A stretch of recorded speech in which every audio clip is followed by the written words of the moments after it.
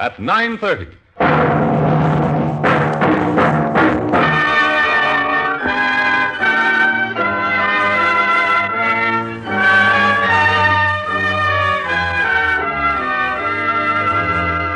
From San Francisco, station KPO presents Tonight at 9:30, the fourth in a new series of programs designed to bring into the spotlight the best in San Francisco radio talent. Music, comedy, drama.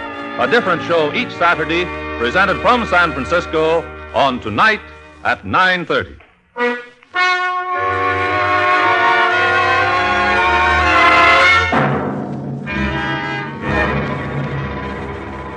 Tonight at 9:30, we present an original radio drama, a story of suspense and fear, of crime and remorse, titled The Devil is a Woman, written and directed by KPO producer George Snell. Our drama features in the stellar roles two of San Francisco's outstanding radio personalities, KPO announcer John Grover and the versatile young actress Yvonne Patey, heard on many local programs. Later, we shall talk to them about their work. But now, the lights dim. The curtain rises, and the spotlight's on The Devil is a Woman.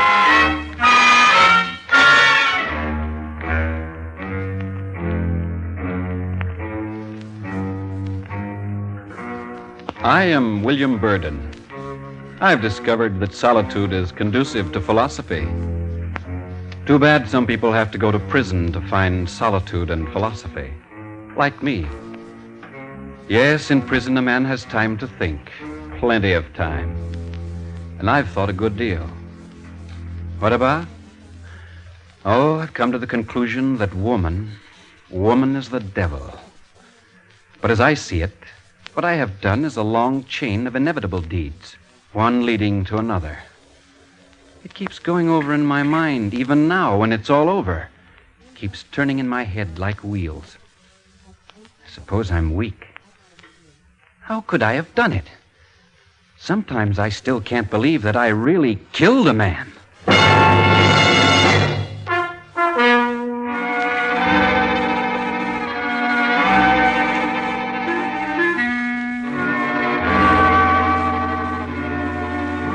Yes, it all began as twilight entered the bookshop. My shop, with its dusty books and its quiet. The bookshop of William Burden. Is anyone here who can wait on me? Good evening. Oh, I was afraid nobody was in. I'm looking for something to read. Well, what do you have in mind? Oh, I don't know. Anything, a novel, something not too heavy. You want a book from the lending library? Oh, yes, I don't want to buy a book. That's just the trouble. People never want to buy a book. Just step over this way, please. Oh, here's one I've heard about. I'll take that. All right, if you'll just give me your name and address for my records. Yes, it's Irene Delamore, 36 Riverdale Apartments. All right, Miss Delamore, thank you, and come again.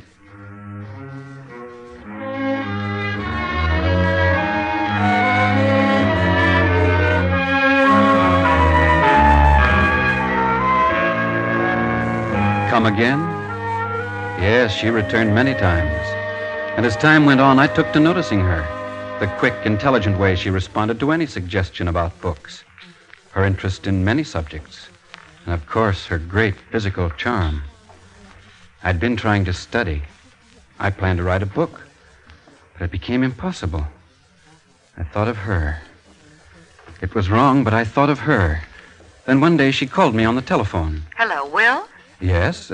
Who is this? Irene. Oh. I'm so sorry to trouble you. I haven't been feeling well. Oh, I'm sorry. I have 2 or 3 books that are terribly overdue, and I hate to keep them. Well, that's all right. You don't have to worry about a little thing like that. I know, but it's against my principles. Would it be too much to ask? Could you drop over for them? Why... After all, it would be nice to see you. Well, all right.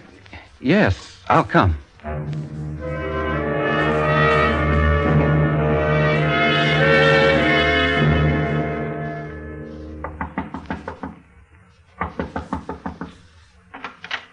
So you did come.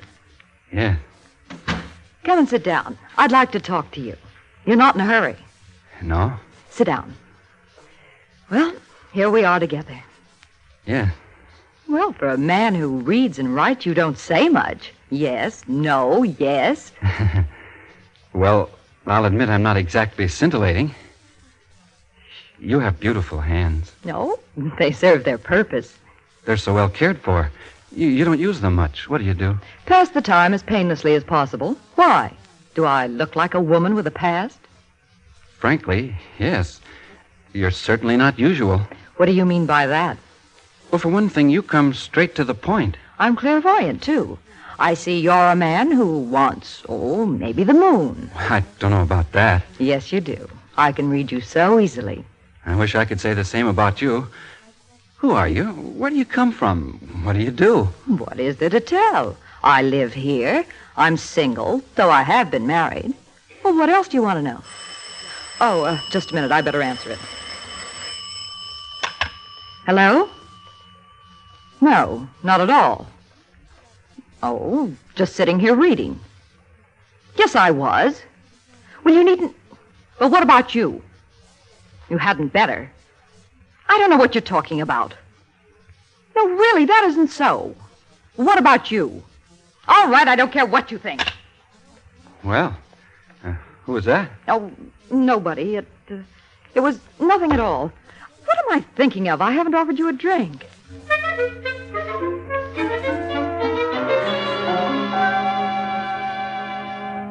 Well, it's been very pleasant here with you, but I'd better be going. Have you the books? Oh, yes, the books. See, where did I put them? I'll get them for you, but why leave so soon? It's early. You'll make me think you didn't like it here. Not at all. On the contrary, Well, isn't this cozy? Pete! Who's your boyfriend? What kind of a game is this? Let go of my arm. Who do you think you are? You know. And if you don't, I'm going to teach you fast. Why, you keep your hands off her. So I got to keep my hands off her, huh? The little man tells me I gotta. That's a laugh. I'd advise you to leave her alone. He advised me to leave her alone. Who is this fellow, Irene? Ask her, little man. Now I'm going to take you apart. What?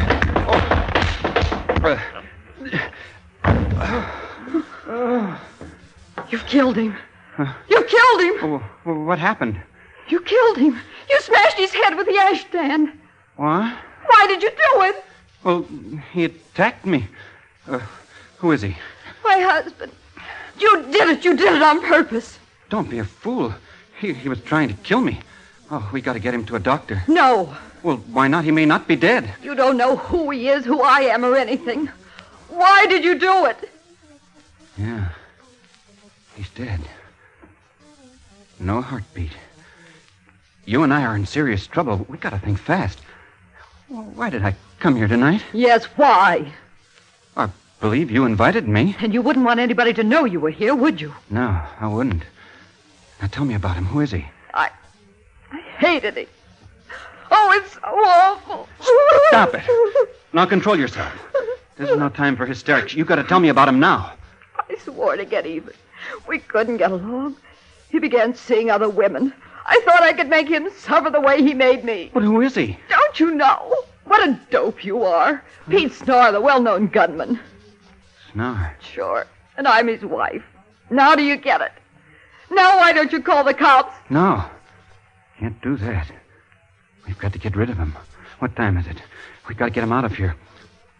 You're up to your neck in this, too, remember? It means prison for both of us. Manslaughter. What are you going to do? I'm going to get him out of here.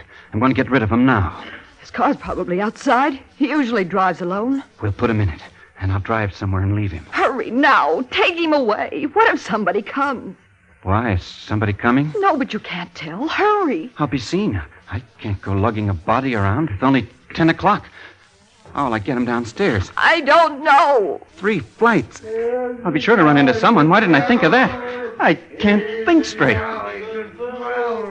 Who's that? Come on. We know you're in there. Open up. Shh. Don't make a sound. Irene, what are you doing in there? Yeah, what are you doing? I guess she isn't home. We saw that, didn't we? Irene, open up now. We know you're there. Ah, come on. She's there. Might as well blow. Yeah, let's find out. Quick. Turn out the lights. What was that? I don't know. I can't imagine. Some party hounds. Oh, what's this? Look at the rug. Blood. You'll have to scrub it. You'll have to clean this whole place. pick up every piece of hair, even. You got any gloves? I gotta have gloves. No, I don't know. Get him out of here. I'm waiting. Wait till it gets late. Late.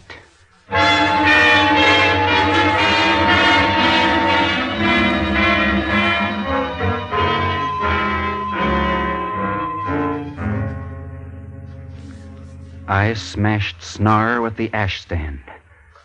I can't understand how I did it. He was choking me, but I couldn't be involved in this anyway. What had become of my life? I summoned strength from a reserve I didn't know I had. Snar had driven up in his car. About 1 o'clock, Irene and I carried the body down. I put it in the back of his car and instructed Irene to keep away from me. Under no circumstances was she to get in touch with me. I drove away with the body. I was with Irene. Had she loved her husband, that hideous thing, Black... Oh, I couldn't trust her, could I? I was in her hands. But she was at my mercy, too. An accomplice. I could deny that I'd done it. As I drove, I felt easier. I would outwit them. I'd cover my tracks. I'd overlook nothing. Most dangerous part was behind me. For a few blocks, I drove straight along deserted streets, reveling in the thought that I was safely out of the apartment. A red stoplight loomed ahead. I jammed on the brakes. It seemed forever until the light turned green. But at last it did. I let the clutch out. The motor died. Oh, what if I couldn't start it? What if it wouldn't start? I tried the starter again. Nothing happened. I broke into a cold sweat. I tromped on the starter. And then I saw strolling toward me, swinging his club, a policeman. Well, what's the trouble, buddy? Can't get her started? No. Well, probably flooded your carburetor. Well, you might as well get out. Roll her over at the curb and let her sit till she drains. I probably start now. I'll try it. No, she's flooded. You can't sit here in the street. Cramp your wheels. We'll push her over at the curb. Well, I can't get out. Huh? I can't do any heavy pushing. Oh, well, why didn't you say so? Well, I can probably give you a shove. This is a big car. There, she's coming. Boy, she's heavy enough. You'd think the back seat was full. Ain't got something hidden in there, have you? Quite cold tonight, isn't it? Cold? I think this is one of the hottest nights I ever seen for this time of year. Say, that's a swell job, this boat. These big cars really roll, don't they? Don't see many models like this one. Only 2 or 3 in town. Think I'll try again. You got a green light, buddy. Watch it now.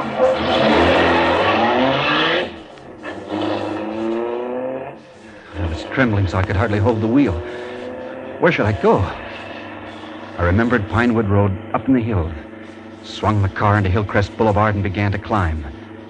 As I looked down into the canyon, my scalp crawled.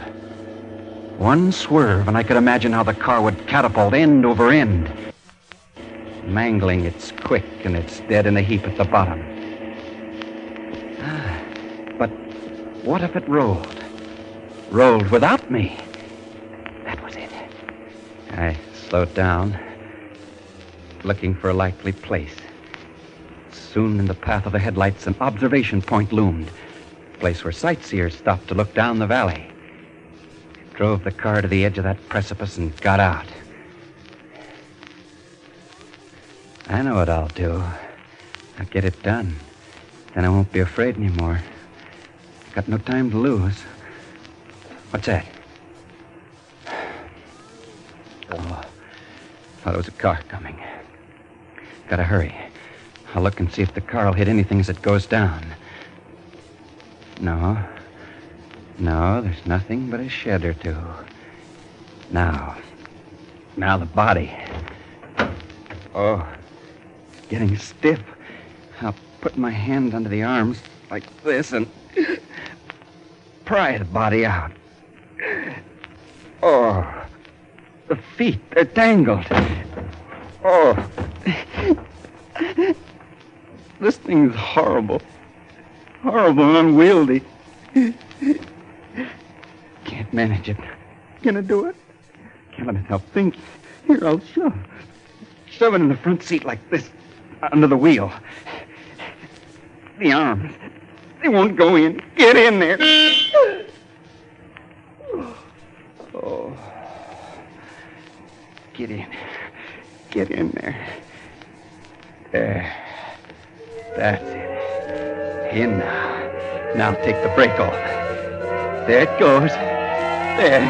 It's moving. It's going. Got to shove. There. There it goes.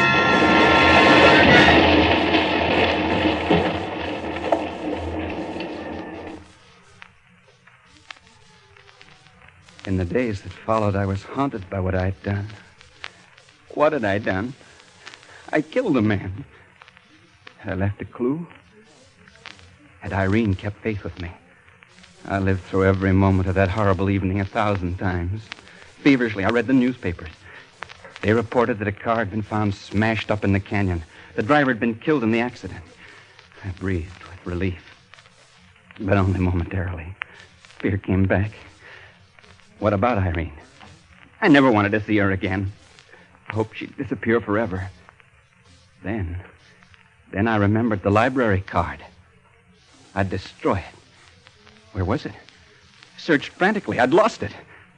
I must have dropped it in her apartment. I turned the shop upside down. The card was not to be found. It was, I can't remember, 2 days, I think, after the thing happened that she appeared in the shop. Well, you don't seem very glad to see me. What are you doing here? Don't talk so loud. Didn't I tell you not to come? I must say you're not very polite. All right, come in here. It's just as well you came after all. I must have dropped a card with your name on it at your place. Did you find it? Do you mind if I smoke? Have a cigarette? Did you find the card? Take it easy. Guess who came to see me last night? Oh, this is no time for guessing games. All right, with Sonny Prandtl. But you wouldn't know him. Go on. I don't like snoopers, do you? What do you mean? Oh, people who go poking their noses into other people's business. Irene, for heaven's sake, take this seriously. Talk straight. I can do that, too. Only you may not like it. I don't like any of this. I didn't ask for any of it. All right, big boy. Sonny Prandtl broke in on me and found your precious card. That's not all. He found a pencil with WB on it. Only I don't suppose it was yours. Who is Prandtl? A guy you wouldn't appreciate. One of Pete Snar's pals. Did you give him the things? Give him? Oh, sure, he coaxed me out of them. Oh, you've got to get them back. Does he know anything? No, not yet. I've got to have them, Irene. Well, I thought you ought to know. Forewarned is forearmed, they say. So long, big boy.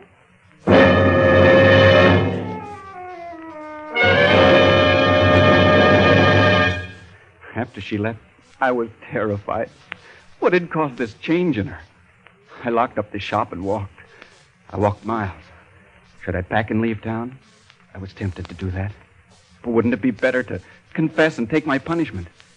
With time off for good behavior, there might be a few years left in which I could have peace of mind again.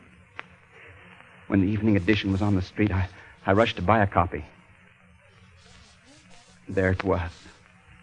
Police believe canyon accident may be murder. My eyes burned through the paper. Body and car identified as Pete Snar, notorious underworld character.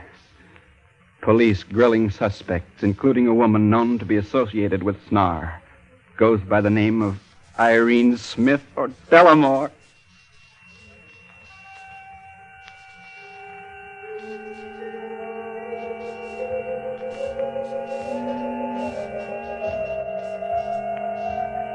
I had to get away. I walked in a daze through crowded streets back to the shop. Should I run? Should I?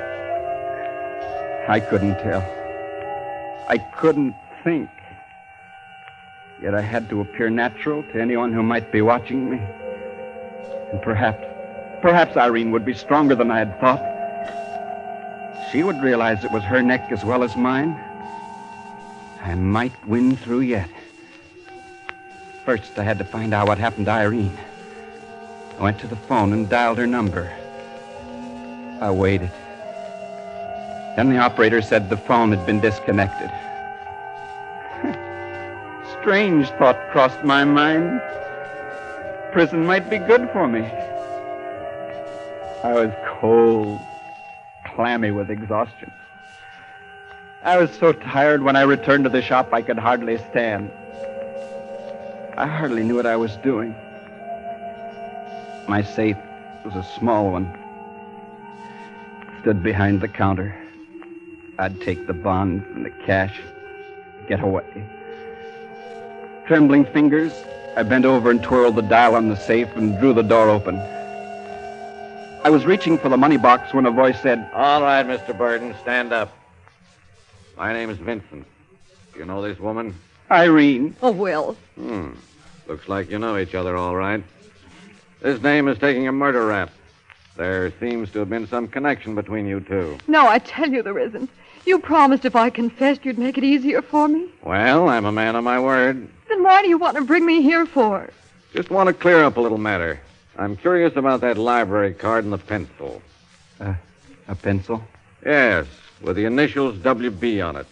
But our friend, Miss Delamore here, can't explain how she got the pencil or the card, which I think came from your files. I'm all confused. It doesn't mean anything, though. This woman has confessed to the murder. Irene, you didn't do it. What's that? Irene, I won't let you do this. I'll tell you. Yes, I'll tell you. I murdered Pete Snar. Phew. Well, he said it. You see, Copper, I told you he was the kind of screwball who wouldn't let a woman down. You're as hard-boiled as they come, sister. All right, let's go, Burton. You have an appointment with the law.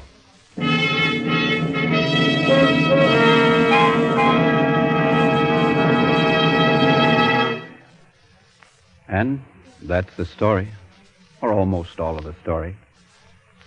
Later on, when I could think straight again, I found out what had happened. Vincent said, Burton, it's always been my principle to go the shortest way to my objective. After we traced Miss Delamore and subjected her to grilling, she agreed to turn state's evidence. Yes, she pinned the murder on you. But it occurred to me we could save ourselves a great deal of trouble if we could get a confession from you. By having Irene pretend she'd committed the murder and taking advantage of your strong moral sense, we went the shortest way to our objective. Irene, hadn't taken the guilt on herself? She was lying all the time? Yes. But it was only a matter of time until we'd have had sufficient evidence to arrest you. We'd had our eyes on you ever since the pencil and card turned up in her apartment. There were probably fingerprints on the car. And through Irene, we had a source of information by which we could check every detail. But it's all much simpler if we have a confession. Yes. There's just one question I want to ask. Mm-hmm.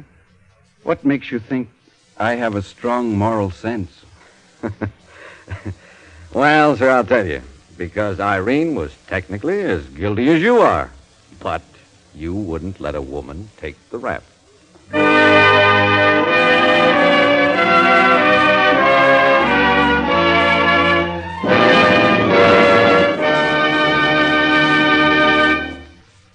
And now the lights are on again, and we have just a few moments in which to talk with our stars this evening, Yvonne Patey and John Grover.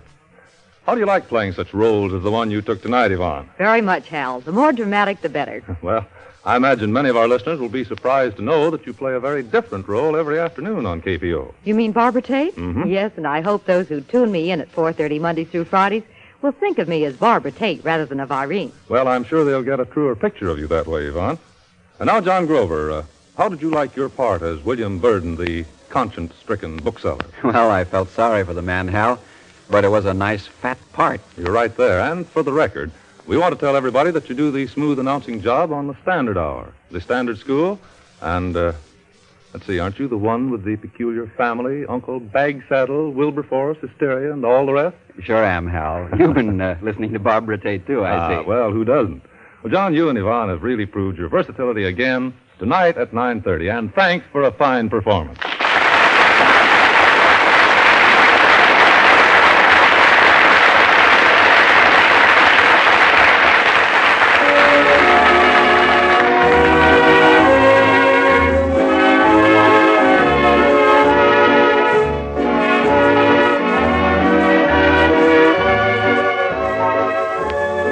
tonight at 9:30 has featured an original radio drama, The Devil is a Woman, written and produced by George Snell, with Yvonne Patey and John Grover in the starring roles.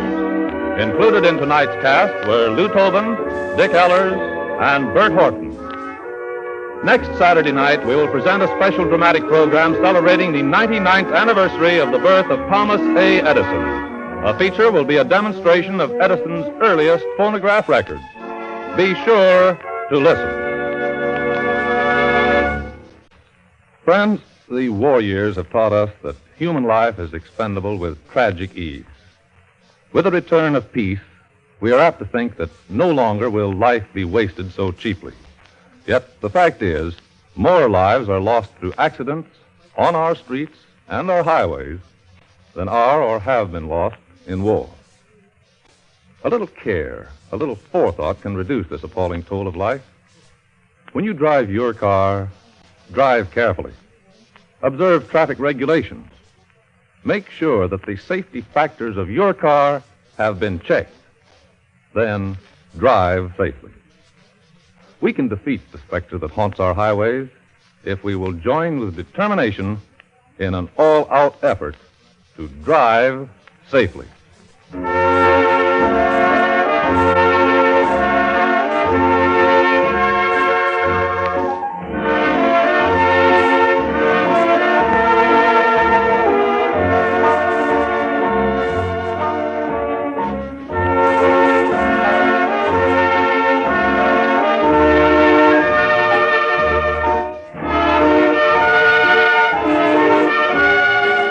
Tonight at 9:30, a weekly Saturday night feature on KPO came to you from the NBC studios in San Francisco. Hal Wolf speaking.